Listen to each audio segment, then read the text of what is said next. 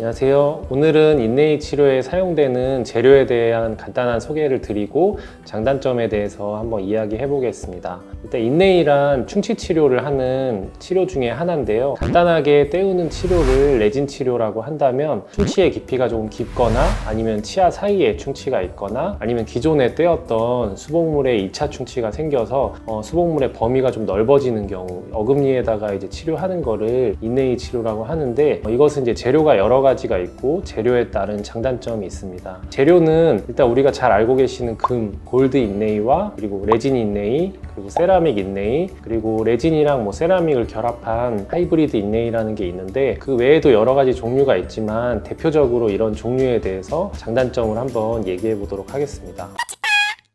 일단 골드 인네이에 대해서 알아보겠는데요. 금의 장점에 대해서 생각을 해보시면 되는데 골드 인네이의 일단 장점은 재료가 이제 물성이 좋기 때문에 치아의 모양에 맞게 정밀하게 이제 주조를 해서 제작을 하기 때문에 정밀성이 뛰어나고요. 그리고 재료의 물성도 뛰어나기 때문에 웬만해서 이제 깨지거나 부러지지 않고 교합력도 대합치에 부담을 적게 주고 치아도 이제 교합력에 적응을 하는 측면이 있기 때문에 그런 면에서 여러 가지 장점이 있어서 오래전부터 많이 쓰이고 있는 재료입니다. 그리고 이제 다른 술식에 비해서 상대적으로 간단한 술식으로 이루어져 있고 재료의 수명이 길기 때문에 이런 것들이 장점이 될 수 있고요.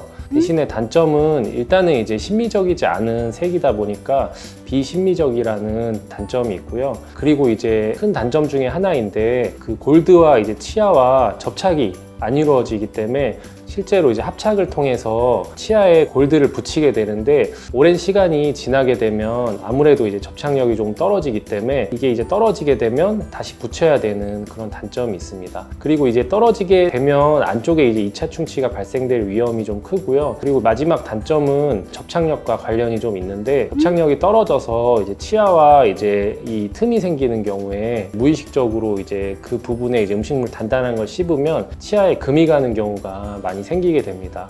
아무래도 골드와 치아가 이제 따로 놀게 되면서 그 얇게 치아가 남은 부분이 딱딱한 걸 씹으면서 금이 가게 되는 현상이 발생이 되고요. 금이 가게 되면 우리가 씹을 때 통증을 느끼고 치료를 하게 되면 전체적으로 크라운 수복을 해줘야 되기 때문에 아무래도 이제 이게 골드 인네이의 가장 큰 단점이 될 수 있습니다.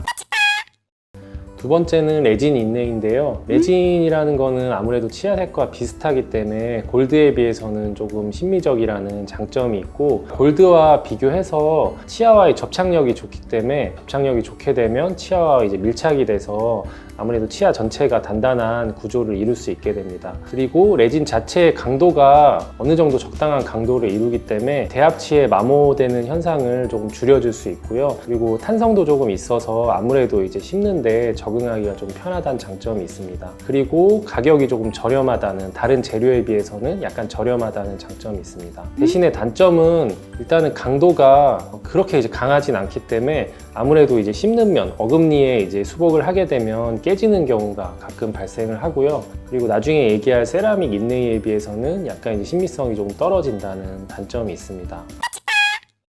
세 번째는 세라믹 인네이인데요. 세라믹에도 여러 가지 종류가 있지만 최근에 이제 많이 하는 세라믹으로는 이맥스 세라믹이라는 이맥스 인네이를 많이 하고 있고요. 장점은 일단은 강도가 굉장히 강하기 때문에 어느 정도의 두께만 보장이 되면 깨지지 않는다는 장점이 있고요. 다른 재료보다 신미성이 뛰어나기 때문에 어금니에 이제 수복을 했을 때 굉장히 이제 심미적인 결과를 나타낼 수가 있습니다. 그리고 아까 얘기했던 이제 레진 인네이의 이제 접착력과 비슷한 접착력을 낼 수 있기 때문에 접착이 좋아서 치아의 전체적인 강도를 유지시켜 줄 수 있는 장점이 있습니다. 이 재료의 단점은 일단은 이제 기공 과정이나 아니면 이제 접착하는 실제 술식이 조금 복잡하기 때문에 이런 과정들이 제대로 이루어지지 않았을 때는 약간의 이제 물성에 문제가 생길 단점이 조금 있고요.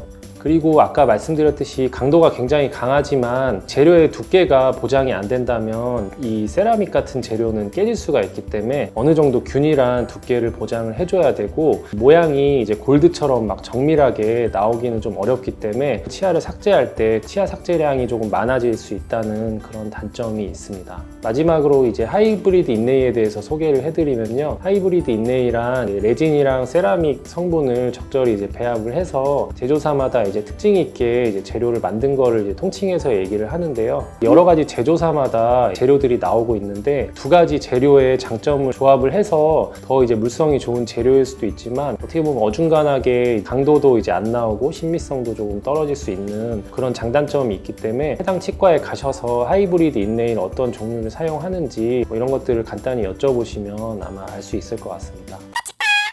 이 재료들의 대략적인 비용에 대해서 궁금해하시는 분들이 있을 텐데 일단은 금 같은 경우에는 재료비가 워낙 많이 들기 때문에 대부분의 치과에서는 골드 인레이의 가격이 가장 높게 형성이 되어 있고 그리고 이제 세라믹 인레이가 그 다음 정도 그리고 뭐 레진 인레이 같은 경우에는 조금 저렴하게 이제 가격이 형성이 돼 있습니다. 이 말씀드린 재료들은 모두 이제 적절한 이제 치료 과정이 이루어진다면 크게 이제 문제 없이 사용할 수 있는 재료들인데요. 그래도 개인이 이제 치료를 받을 때 어떠한 재료를 선택해야 되는지 고민이 많을 수 있는데 대략적인 장단점을 조합을 해서 말씀을 드린다면 골드 인레이의 경우에는 씹는 힘이 그렇게 강하지 않은 부위에 충치가 많이 깊지 않은 부위 그리고 이제 잘 안 보이는 위쪽에 작은 어금니 같은 경우 이런 경우에는 뭐 정밀하게 잘 맞출 수 있는 골드 인레이 같은 거를 하면은 이제 좋을 수 있고 그리고 세라믹 인레이 같은 경우에는 큰 어금니에 이제 씹는 힘이 강한 경우 그리고 이제 충치가 깊어서 이제 수복물이 두껍게 형성이 돼야 되는 경우 깨질 우려가 있는 치아의 경우 이런 경우에는 세라믹 인레이를 하는 게 조금 더 적합하다고 볼 수 있습니다. 그렇지만 이제 치아마다 상황이 다르고 여러 가지 이제 상황이 복잡하게 연관이 되어 있기 때문에 치료를 하는 치과 의사의 판단이 가장 중요할 수 있고요.